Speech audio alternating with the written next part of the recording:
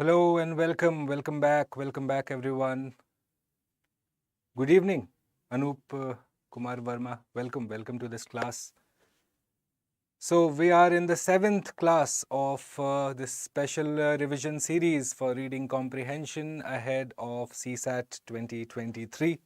The CSAT is just 15 days to go now, so this is the time when we are going through our final revisions, subject-wise, paper-wise, addressing the weaknesses that the student has had so far. So this is the moment of reckoning, as they say, or as Sir Alex Ferguson would say, the squeaky bum time.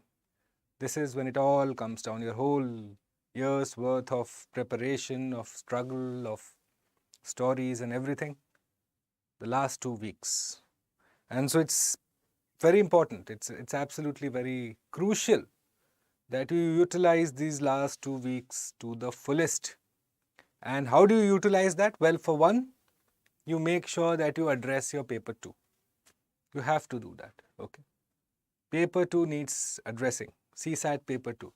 So many students, I have repeated this over the course of this revision series that we have had over the course of, last 7, 8, 9 days.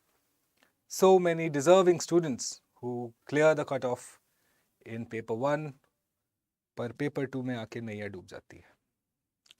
And that's primarily to do with the fact that they have not paid attention to reading comprehension. Okay. Maths, the difficulty level obviously varies from year to year, but reading comprehension remains more or less the same. Moderate to difficult. You will not find any easy passages per se. Moderate to difficult is the range of reading comprehension for CSAT, and so it is of utmost importance that you pay a lot of attention. You prepare well for it. 25 questions is what you're looking at least.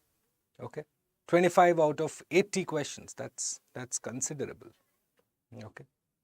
So, for those of you who have joined us in this 7th class of Reading Comprehension Revision Series, well, welcome. And for those of you who are joining us for the first time, well, let me introduce myself. I am Bhuvan Apurva Jha. You will be seeing a lot more of me on the StudyIQ English channel. And just to give you a brief overview of what we have done so far, where have we come from and where do we intend to go? Well, we have completed a total of 6 classes, this being the 7th one. The intro class, thereafter part 2, central idea and theme. Now, again, if you have been solving your mocks, if you have a basic idea of what you are expected to know ahead of the CSAT paper, you will know that the CSAT paper has a tendency to ask you to identify central idea. Okay, it's the most common question asked by the commission. So it becomes of utmost importance that you go ahead and revisit this particular lecture, part 2 of the lecture, if you have trouble identifying central idea, or if you have trouble identifying the difference between central idea and ancillary idea. Okay, that's the basic. So addressing the basics first, the fundamentals first. So this is where your queries will be addressed. Number 3 is where we have moved on to tones. Again, an underappreciated part of the whole CSAT syllabus. Okay, not many students will know the concepts to identifying tones. Whereas, let me tell you that the probability of tones getting asked specifically for you to identify one question, identify the tone of the author, it's a low-hanging fruit. It's an easy question for you to quickly attempt, because again, once you have read the passage, 2 things is what comes to you naturally, or what should come to you naturally. Number 1, identifying the central theme of the passage, and number 2, identifying the author's tone or the author's position. Okay, so tones has been addressed in lecture number 3. This is where we have done the basics of tone, which has been continued in number 4 too, because again, if it's going to be asked by the commission, it makes sense to give some time to it so as to understand it thoroughly. Okay, so this has been what has been done in number 4 here, right? Number 5, we have gone ahead and solved some previous year questions. Obviously, You have had questions that have been discussed in individual lectures. Individual lectures, we have discussed questions, we have discussed examples, we have done all of that so as to further and concretize your understanding. Okay? So that is where you will find the previous year questions for both central idea and tones. And finally, in the 6th lecture is where we have done assumption and inference. UPSC's favorite question and your biggest nemesis insofar as reading comprehension questions are concerned. So at this moment, if you have a particular doubt, if you have a particular question, if you still do not know how to identify the difference between inference and assumption, well, may I quickly just tell you, go ahead and revisit lecture number 6. Inference plus assumption has been done here. It should be able to help you clarify all your doubts. We have in fact done some questions also, okay, which we will be continuing today. High account. Those are a number of smileys that you have sent me. Good. I hope you are enjoying the class. So, this has been the agenda so far. This is a brief recap of what we have done in this series so far. And now in this class, lecture number 7, what we are going to do is look at the previous year questions specifically for inference, for assumption and all of that. Okay. We'll try and see whether you can identify quickly. We'll see some previous year questions also and some other questions. The more likely questions, the type of questions that you could be expected to know or you should be expected to know. Okay, so that is the order of the day. Coming back to a brief recap as to what we had done in the previous class, guys.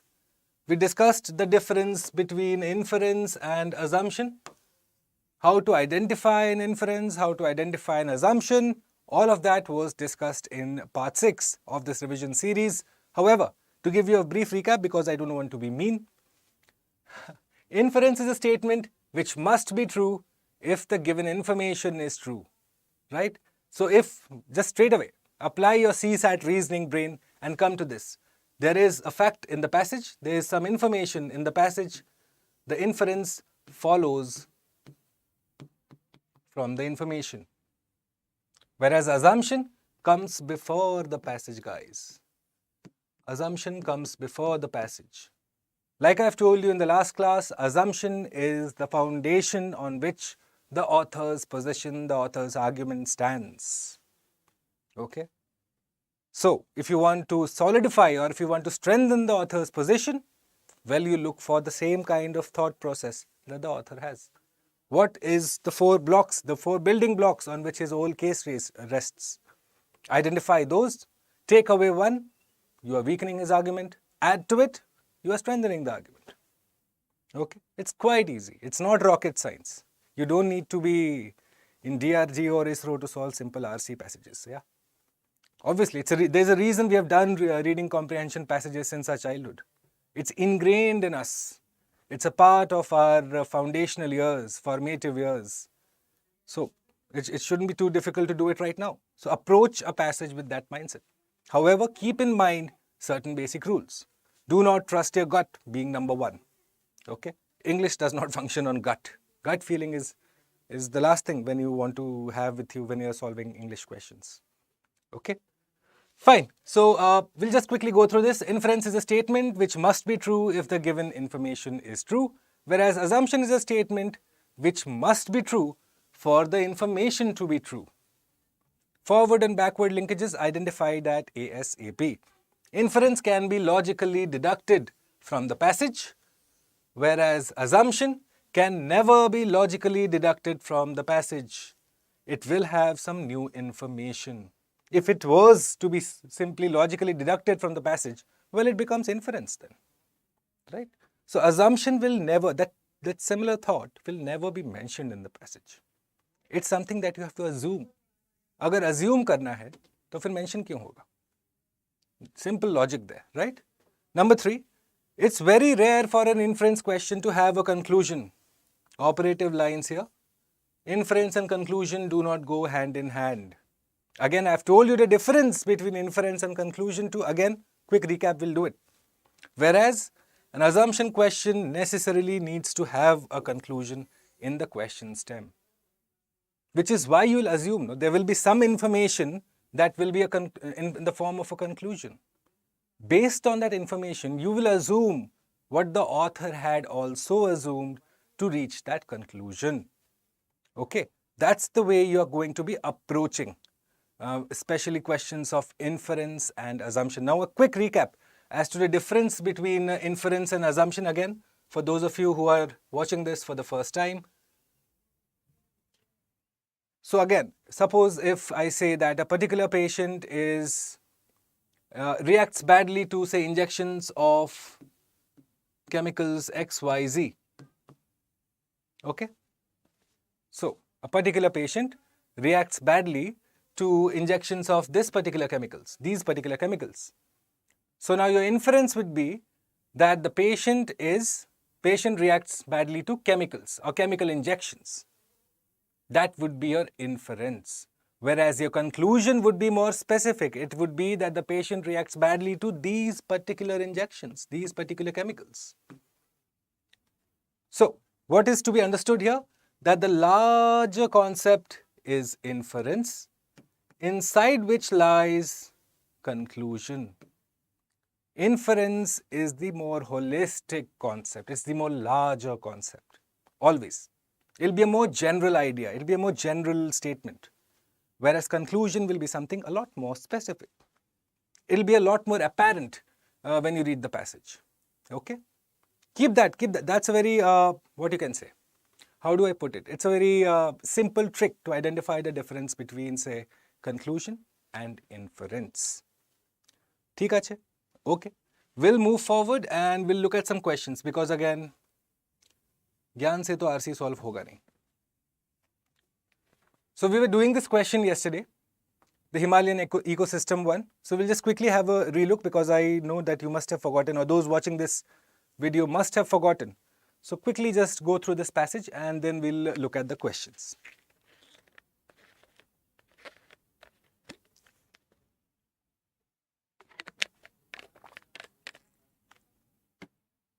The Himalayan ecosystem is highly vulnerable to damage, both due to geological reasons and population. So anthropogenic plus natural reasons, both. Okay, that causes vulnerability of the Himalayan ecosystem. Now these aspects may be exacerbated. I have told you the meaning of exacerbated yesterday, due to the impact of climate change. Okay, it is possible that climate change may adversely impact the Himalayan ecosystem through increased temperature, altered precipitation patterns, episodes of drought, and biotic influences. This would not only impact the very sustenance of the indigenous communities and uplands, but also of downstream dwellers. Therefore, there is an urgent need for giving special attention to sustain the Himalayan ecosystem. Now, this would require conscious efforts for conserving all the representative systems. So far, so good. So far, so good. Anup has a question. Do reach out to the question which has been asked as it is in CSAT prelims. Yes, these are in fact previous year questions, Anup. We are in fact exclusively looking at previous year questions that has been asked by CSAT, so as to give you a fair idea of the type of questions. Okay, because again, like I've told you previously, CSAT questions give away the mind of the UPSC. How do they look to confuse you? How do they look to make sure that you get it wrong? Because that's what the civil services prelims wants. They're going to trap you. My job is to make sure that you don't fall in that trap. Okay. So we'll be doing a lot more of these questions, Anup. Don't worry. So coming to the passage now. Towards achieving the above, we will have to shift towards contemporary conservation approaches. Okay. So the author straight away says that we need to shift to contemporary conservation approaches. Contemporary means around us, of the time period that we belong in, which includes a paradigm of landscape level interconnectivity between protected area systems. The concept advocates a shift from species habitat to an inclusive focus on the biogeographical range. Like I told you in the previous class, we currently have, in fact, the example that straight away comes to my mind is WWF India. Okay, World Wildlife Fund for Nature, India. So they have, say, a species conservation focus, say like the Terai Arc landscape, like I've told you yesterday also. So their conservation focus is currently, say, something like this. If you go on their website and read about the work they do, you'll see this particular line. Okay.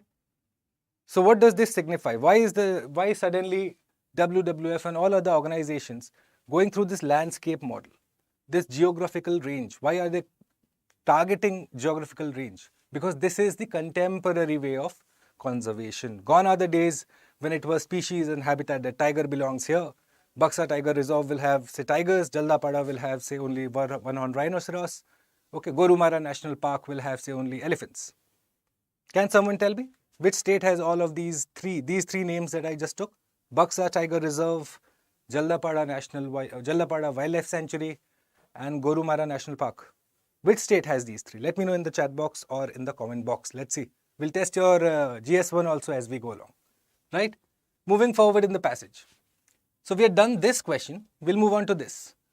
What is the most important message conveyed by the passage? Essentially, asking you to identify the central idea. Okay?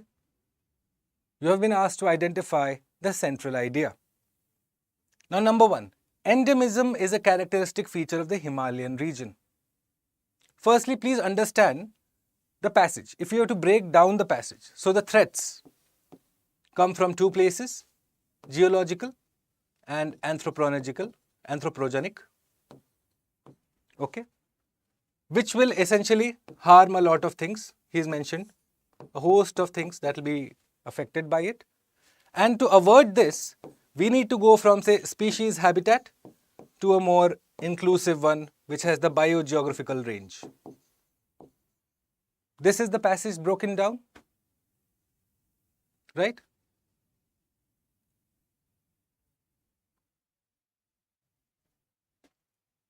Okay. Just a sec. Yeah. So this would be the passage broken down essentially. So now, which is the most important message? Essentially the central idea. Endemism is a characteristic feature of the Himalayan region. If we go back to the passage, now look at it. Throughout the passage, okay, throughout the passage, are you getting the sense of endemism being the central idea firstly? Let's identify that. If you are able to identify, if you are thinking, in fact, that endemism is what the author is talking about, well, you are wrong. What is the essential focus of the author? That for ecosystem protection, you need to have a change of thought. What is the change of thought? A shift from the species habitat focus to a biogeographical range inclusive focus. This is the central idea of the passage. Now, the ancillary ideas, if you might ask me, well, the degradation of the ecosystem, all the things that will happen along with it, increased temperature, precipitation, rot, all of this. Who will be affected? What will be affected? Later. What is it that we're talking about? Ecosystem conservation. That's what we are talking about. What's the central idea of the author? That we should move and shift our focus. That the current contemporary focus is just not enough. Right? Are you able to identify that? If you're able to identify that much, then I can assure you your work is done. You have already solved the question. So endemism is not the central idea of the passage. Similarly, conservation efforts should emphasize on biogeographic ranges rather than on some species or habitats. Good. It in fact talks about the focus, the shift of focus. The shift of focus. Does it not? Does it not, guys? It talks about that shift that the author is talking about. Okay. Let's look at C now. Climate change has adverse impact on the Himalayan ecosystem. Yes, the statement is correct. But then again, this is an ancillary idea. Okay. This is an ancillary idea. How? You might ask me. Well, in a cause-effect relationship, guys. Okay, in a cause-effect relationship, this essentially is talking about the effect. It's talking about the effect. Effect will not be my central idea in this case. The cause might be, if the cause were to be spoken in a clearer manner, but the effect can't be my central idea. It's the consequence of an action is what the ancillary idea is, what the effect is. Okay? Number 4, without Himalayan ecosystem, the life of the communities of upland and downstream will have no sustenance. Yes, he's mentioned about these people who live upland and downland and their lives getting affected. Fine, agreed, done, given. But still, this is an ancillary idea. Again, the effect, it's not the cause. Okay, the central idea will be the cause. So keep this in mind. Whenever confronted with this kind of doubt in your mind, okay, whenever you are faced with a doubt insofar as identifying central idea, ancillary idea is concerned, have a look at this, whether this strategy helps you or not. The cause-effect relationship, okay? So the cause will be in sync with the central idea. So which is why my answer here is B. Absolutely correct. This is the focus of the author, that he's advocating for a shift of focus from, say, the species habitat to now a more inclusive focus which talks about biogeographical ranges. ठीक है? Clear? Okay, good. We'll move forward and we'll look at the next question. Right. With reference to the passage, the following assumptions have been made. Good. Now we have to identify the assumptions. Okay. Let's quickly look at how to identify the assumptions. Okay. So number 1, to maintain natural systems, exploitation of natural resources should be completely avoided. See, like I've told you, always avoid, or always, whenever you're at least confronted with an extreme option, completely avoided, totally done away with. The sense of extreme has to be caught by you. Quickly and very quickly. आपको वो खनकना चाहिए. You should feel odd. Why is it that it's mentioning the word completely firstly? Why? It could have just mentioned avoided. Probably. We would have agreed with that, but completely avoided? Because again, in the sense of the passage, the author at no point really gives that away, that he's in complete opposition to completely avoiding exploitation of natural resources. Okay? He's saying, yes, there are challenges. There are challenges, but that does not mean that we're assuming, no? So that assumption again will be wrong. That's not an assumption of the author. Okay? So completely avoided, galat. Number 2, not only anthropogenic but also natural reasons can adversely affect ecosystems. Has the author spoken about geological reasons? He's also spoken about anthropological reasons. However, he's gone on to speak about the anthropogenical reasons, but overlooked this in the passage. Just one line is what he's mentioned. The first line, geological plus anthropogenic factors, and thereafter he's just railed on about anthropogenic factors. What could you do, what you can't do. But what about the geological reasons?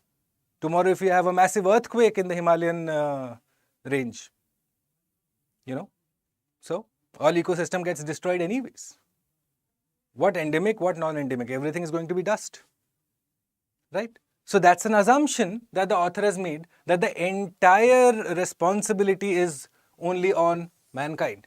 Whereas it is equally likely that the degradation of the ecosystem could be brought about by, say, a geological process, a massive earthquake. Who knows? Right? So this is an assumption that the author has made. Number 2, loss of endemic diversity leads to extinction of ecosystems. Well, obviously. This is not an assumption. In fact, this is not even mentioned in the passage. This has got nothing to do with the question. There is no direct correlation between endemism and ecosystem. Okay, there is no correlation, direct correlation by the author. So quickly you can just discount it out. This is not the answer. Which means my answer here is 2 only. The assumption of the author. What is he assuming?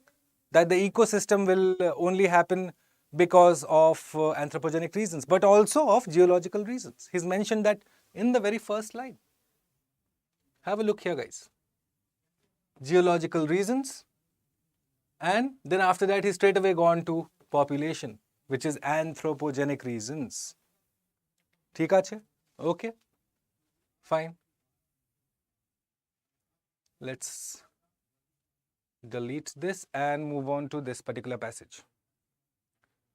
Yep, many nations now place their faith in capitalism and governments choose it as the strategy to create wealth for their people. The spectacular economic growth seen in Brazil, China and India after the liberalization of their economies is proof of its enormous potential and success. However, the global banking crisis and the economic recession have left many bewildered. What does bewildered mean, guys? What's bewildered? What does bewildered mean? We have a few people watching, so let me know if any of you know the meaning of the word bewildered. So for example, after CSAT, okay, after your paper on 28th, on May the 28th, you write your paper, come back, I'll be here on this channel, we'll be analyzing the paper after the exam is over that evening. And so say suppose together we go and make sure that say you estimate that you are getting say 105 in the paper, okay, in GS1 suppose. However, once the results come, once the final key comes, you figure out that you actually got say 122, or conversely you got say 65. In both cases, you will be left bewildered, which means shocked and surprised. Okay? Shocked and surprised. How did it happen? I expected 105, I got 122. What? How? 17 marks difference. I expected 105 and I got only 65. What? How? How can there be 40 marks difference? Bewildered, shocked and surprised. Okay? So these debates tend to focus on free market operations and forces, their efficiency and their ability for self-correction. Operative line here, guys. Okay? Operative line here. Issues of justice, integrity and honesty are rarely elaborated to highlight the failure of the global banking system. The apologists of the system continue to justify the success of capitalism and argue that the recent crisis was a blip. What does a blip mean? What does a blip mean? What could it mean? A blip in the radar. If you hear that phrase, what does it mean? Huh? A blip is something like a temporary setback. Something of temporary nature is a blip. Okay? So what's the sense of the author that he's giving? That this crisis was temporary and that the market eventually self-corrected. It has its innate ability to self-correct. Innate ability. What would it mean again, guys? See, we are discussing word meanings also, we are discussing understanding also, because my intention is to make sure that you approach the paper in the same manner. Okay? Go for a comprehensive, holistic understanding. So when I talk about, say, innate ability, what would it mean? You must have studied in biology, no? Innate characteristics and acquired habits. Innate habits and acquired habits. So what would it mean? Innate means something that is inbuilt. Okay? So, what is essentially the author saying? That capitalism has this innate quality to self-correct, which is why he considers this crisis to be a temporary one. Okay? Their arguments betray an ideological bias with the assumption that an unregulated market is fair and competent and that the exercise of private greed will be in the larger public interest. Pehla line dekhiye. Their arguments betray an ideological bias. How can you betray an ideological bias? What's your sense of the word here? What's the author trying to convey? Yes? See, this is why it's important. Always go for a holistic understanding of the language. A last-minute understanding often can be counterproductive, which is why anyone who's appearing for next year, you would be best advised that after the prelims is over, we will be, in fact, I hope to start a 1-year English comprehension series. A comprehensive series wherein I make sure that at the end of, say, whatever number of classes, n number of classes, if you are given, say, 25 passages in CSAT 2024, well, you will solve all 25. You will be able to solve all 25. That's my intention. We will be doing that. I will update you in due course as and when I have more information on it. But for the time being, so this is what the author is saying. The arguments betray an ideological bias, which means it shows an ideological bias. Okay? That the people who say free market is best, it has got ability to self-correct and it is in the interests of everyone. Well, it shows an ideological bias with the assumption that an unregulated market is fair and competent, sorry. Okay? Unregulated matlab kahan? No one is interfering in the day-to-day happenings of the market.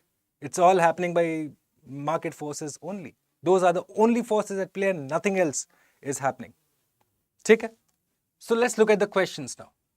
Okay. Few recognize the bidirectional relationship between capitalism and greed.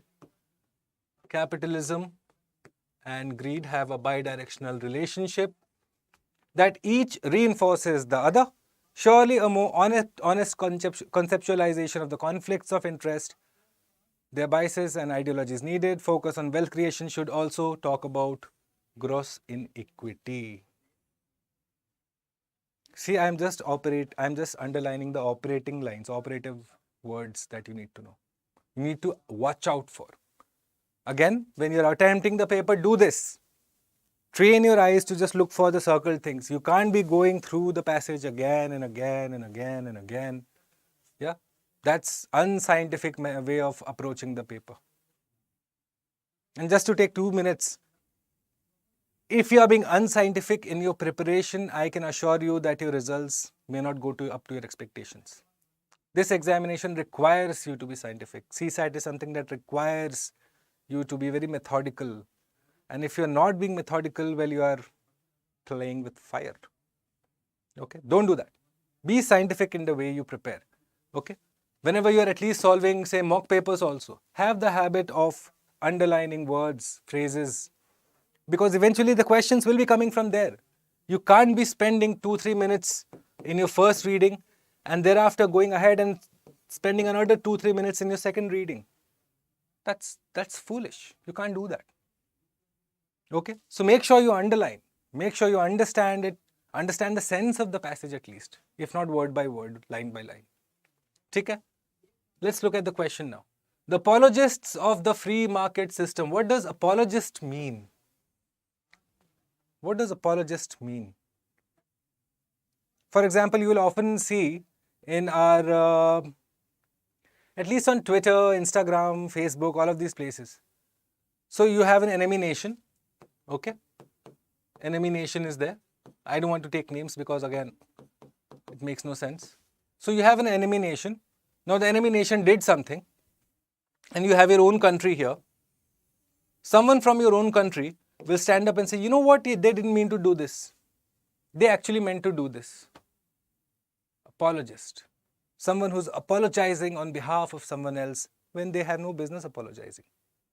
Okay. Why are you taking their position unnecessarily? Who are you to justify what the enemy nation has done? Are you part of the government? No. Do you claim to know the insiders happening of the government? No. Then who asked you to be unnecessarily Chacha Chaudhary here? Okay. So that is the whole sense. An apologist is someone who apologizes on behalf of someone else. Unnecessary. Justifies, tries to justify the wrongdoings of others. Okay, so you have people like, say, apologists for different kind of atrocities. So there will be China apologists, for example. Okay. Most of you would have heard of, say, wolf warrior diplomacy. Yeah? Fancy term, oh my God. Sunne mein kitna acha lagta hai. But essentially, what are they doing? They're apologists for the Chinese empire, the Chinese system, which is actually infringing on the human rights of different groups. Say in Xinjiang, in Tibet, in Hong Kong. It's a story of just human right abuses. So that's an apologist. Dichen, we'll discuss very quickly. Good. So the apologists of the free market system believe in what? Number 1, market without control by government authorities. B, market without protection by the government. C, ability of the market to self-correct or market for free goods and services. Now please understand, I've told you this already. I've discussed the meaning of this word. I told you the whole story why. Dichen, you have to understand this. Why did I mention this particular word? Itna maine explain kyun kiya? Because what essentially this option is the definition of free market system, a free market economy. It is one which has no control by the government authorities. So this is a direct definition here, guys. Why would they need to apologize for this? Why would they need to apologize for no interference by the government? It's good, no? It's good. So that wouldn't be my answer, guys. See, this is how. Every word has to be understood. Why is the author talking about the apologists? Surely there must be something wrong that originates out of the whole free market system, which is why people are apologizing. B, market without protection by the government. Again, wrong. No sense of protection in the passage.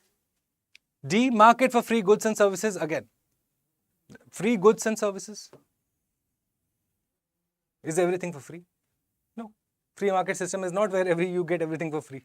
That's not it. So what is it talking about? The apologists are saying, and they believe in, that the ability of the market to self-correct. Look at this line here, guys, now. We'll go back to the passage very quickly. Okay? The apologists, my bad.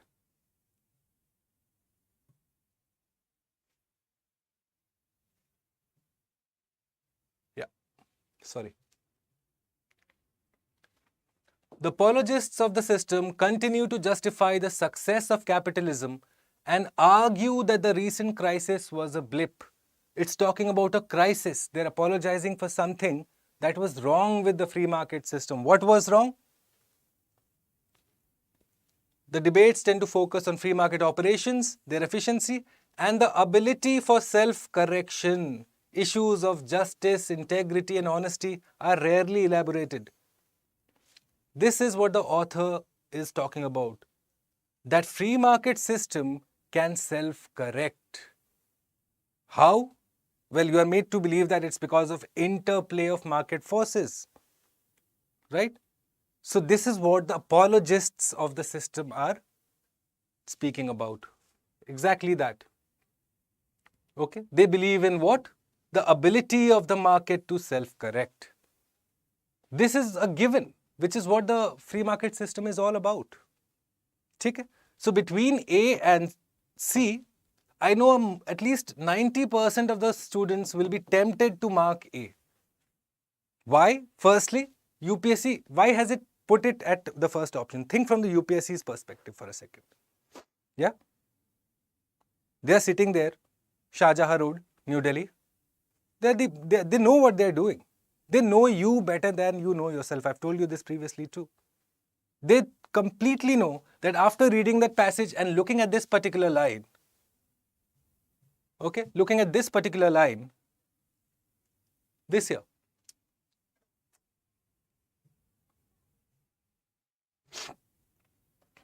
okay, this particular line, the moment a student sees this line, they're like, हाँ, ये तो बात हो रहा है. Most of, at least a majority of them won't even consider this with the same intensity they would have considered this. This is how UPSC plays with you. Okay. Again, if you see the most easiest, most obvious option being put at the first option, stand back, pause for a second. Quickly pause for a second, go through the rest. You can quickly just throw out these two for sure. This has been mentioned in the passage. Then you focus on this particular word, apologists. Why apologists? What are they apologizing for? This is the direct meaning of free market service, free market economy, which means it's this. That's what they're apologizing for. Okay? Okay, we'll move to the next one. With reference to the ideological bias What does the author imply? Let's have some answers, guys. We have a few people watching. Good. So just let me know the answer to this. With reference to the ideological bias, what does the passage imply? Free market is fair but not competent. Free market is not fair but competent. Free market is fair and competent, or free market is neither fair nor biased. Again, you have a new word come here. Have a look at that too. Let's have some answers. What will be the answer here? May I just go back to the passage once? For those of you who would like to have a relook. Here is the passage.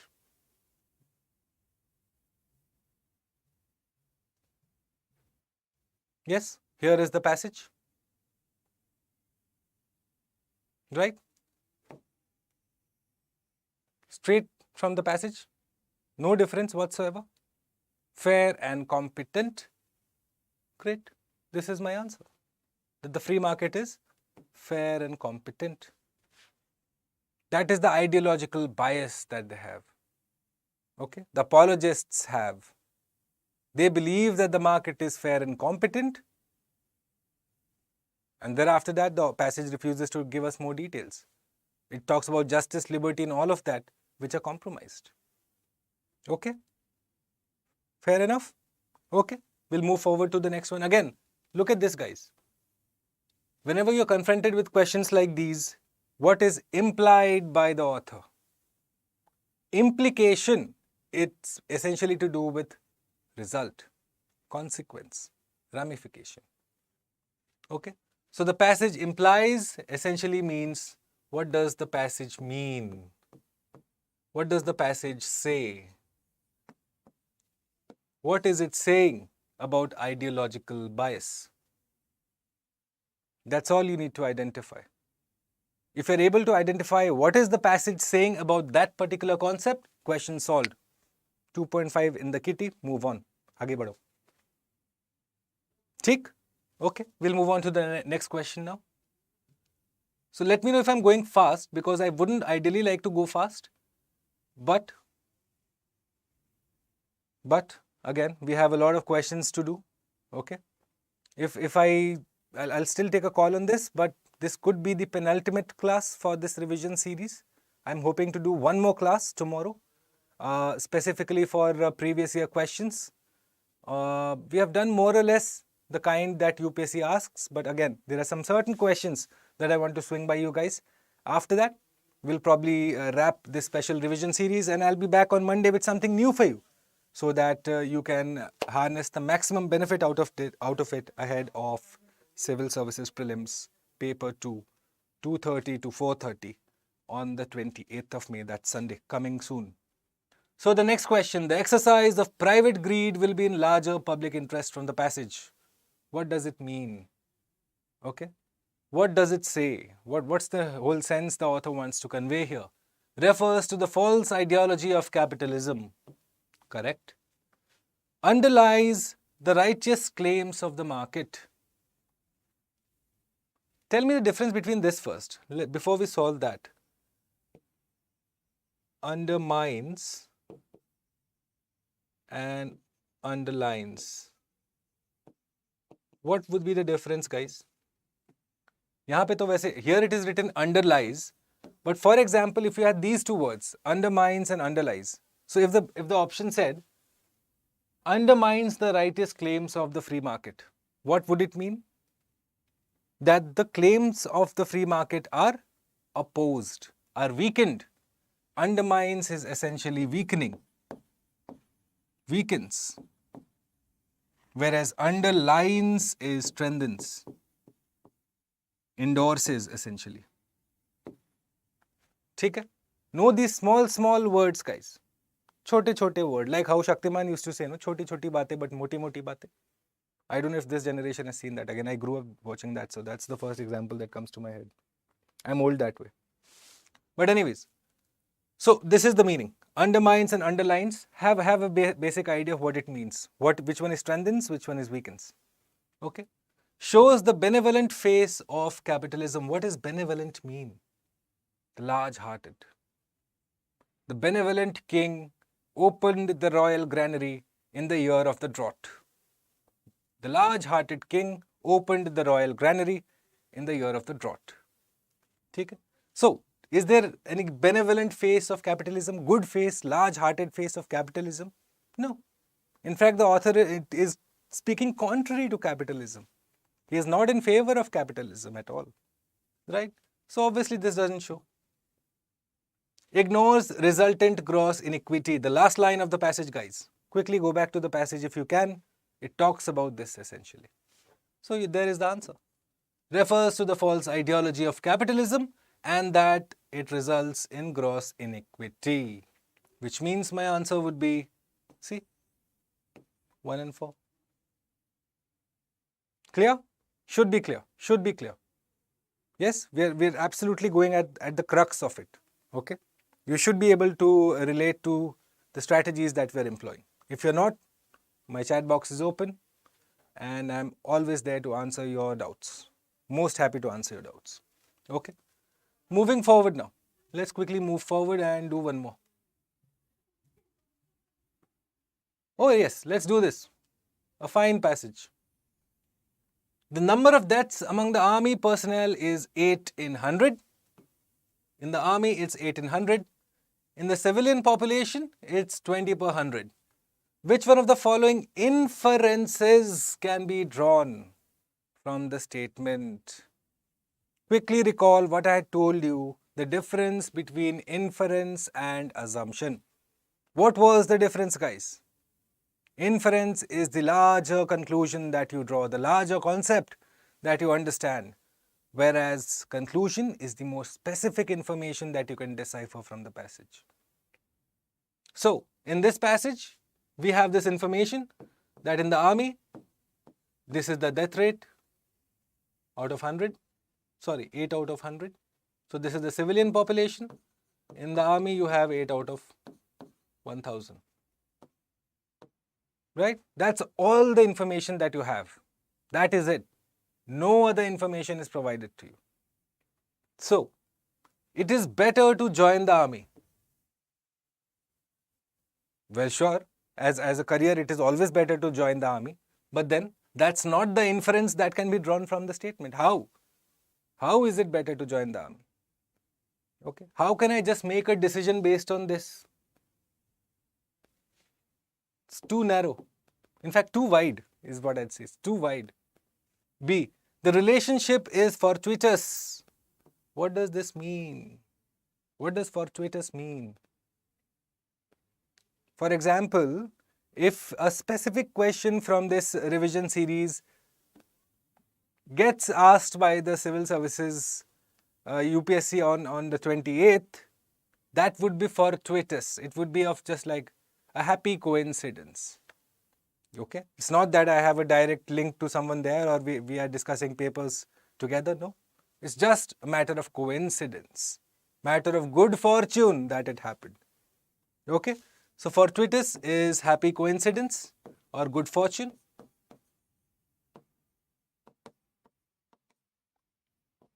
Or good fortune. You can also write it this way. Again, the relationship is a happy coincidence. What happy coincidence? What good fortune are we talking about? What are we exactly discussing by saying that? No. Again, makes no sense here. Quality of life index is very high within the armed forces. Firstly, this is a specific thing, specific term, specific concept. And while the statement might be true, is that the only inference you can draw from it? What about the civilian population's quality of life index? How is it any worse or bad? Can we have some information there? No, no information has been given. The groups cannot be compared due to their heterogeneity. That means they are so different from each other. Excuse me. Okay? That they are so different from each other, which is why it cannot be compared. That's the inference. How are you going to reach any of these conclusions, guys? How are you going to reach this conclusion from where? What's the tangent that you're approaching so as to reach that particular statement? There is none. There is just insufficient information given in these 4 lines for us to reach any of these 3. Not possible. Which is why this is the inference that you cannot compare them, because it's like comparing apples to oranges. How are you going to compare which is better? How are you going to compare which serves more purpose? This does not matter. It does not work out like that. ठीक है? Okay. If this question is what you are not getting confused at, if it's clear to you, then your preparation is good. Good. You're on the right track. ठीक है? We'll move forward to the next one very quickly. Erase, ink, pen, red color. Okay. Chalo, we'll do this. I'll leave it up to you. Find out the assumption here, guys. I'll give you a second to read the passage.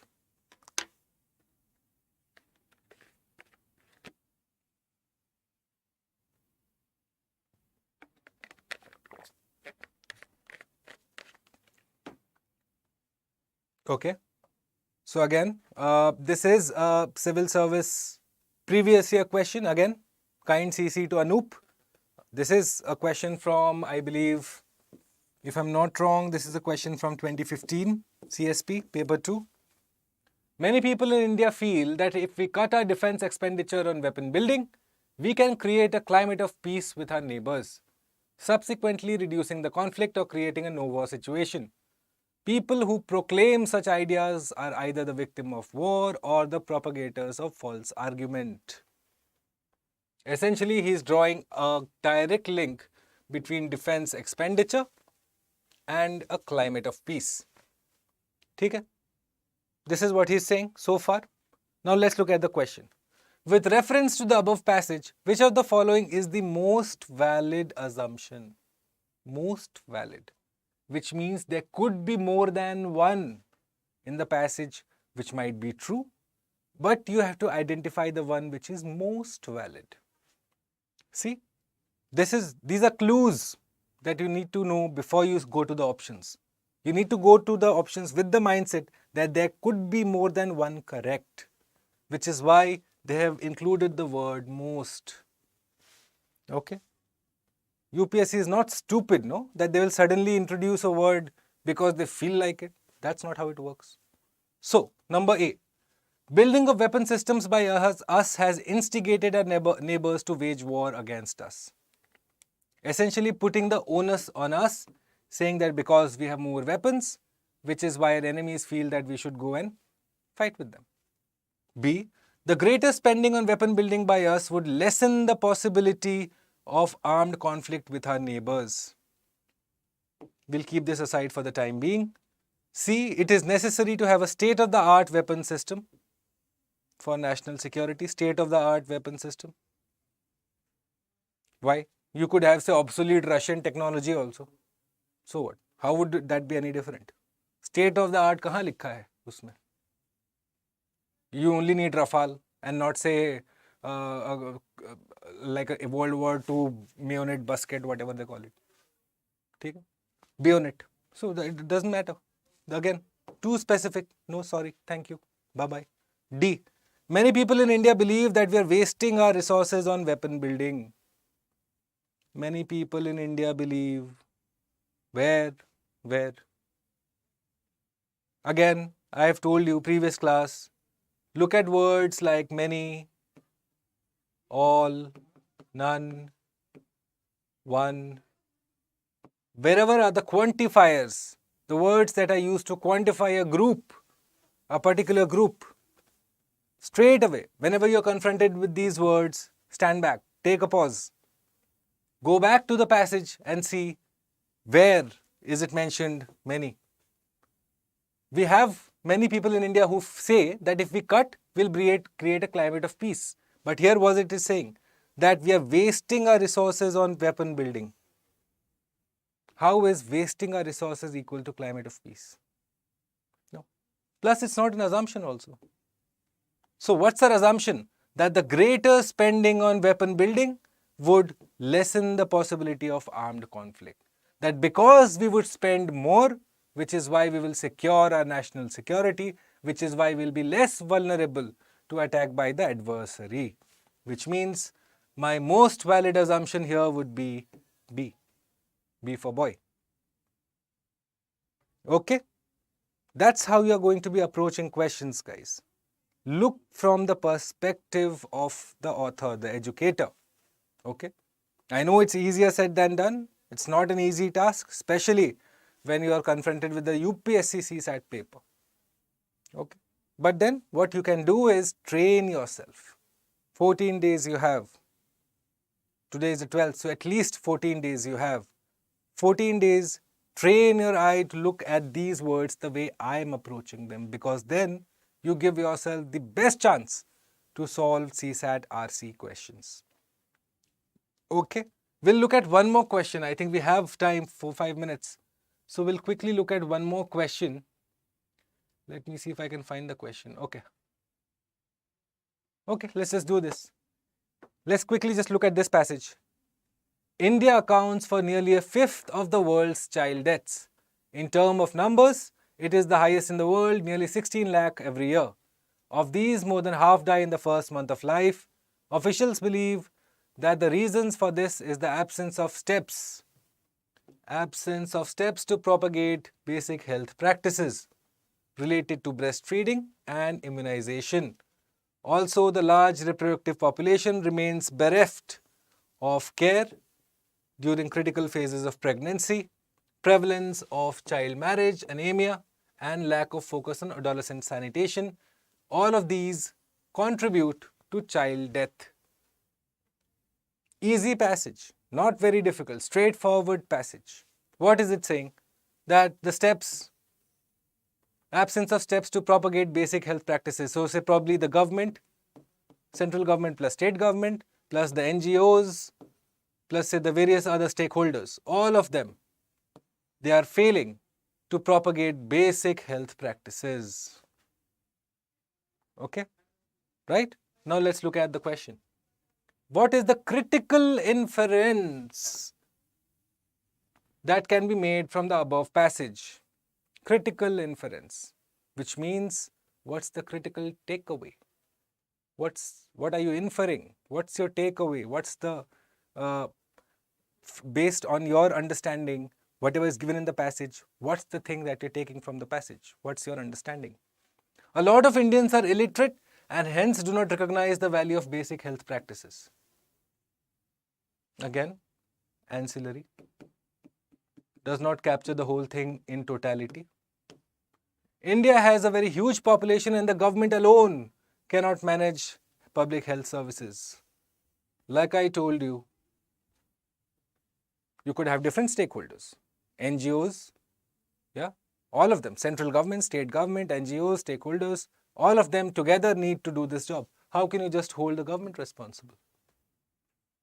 Okay. C, universalization and integration of maternal health and child health services can effectively address the problem. C, the nutrition of women in childbearing does not affect child mortality rate. पहली बात तो ये देखो, ये तो गलत है. ये तो पैसेज के हिसाब से factually गलत है. It's talking about anemia, which means nutrition factor is there. So this is straight away wrong. Now what is the sense of the passage? That to make sure to address the issue, there are two ways to look at it, the child and the mother. Right? And you need to integrate these two so as to address this. This is what the last passage is talking about here.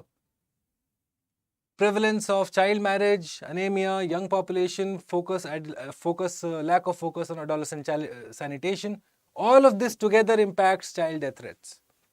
See, he's given the reasons there, which means that you need to marry the two, child health services plus maternal health services. When you address them both, who will address them? Well, not just the government, but also the NGOs, whichever the stakeholder you can think of, who are there working in this realm. All of them need to come together and propagate steps for that.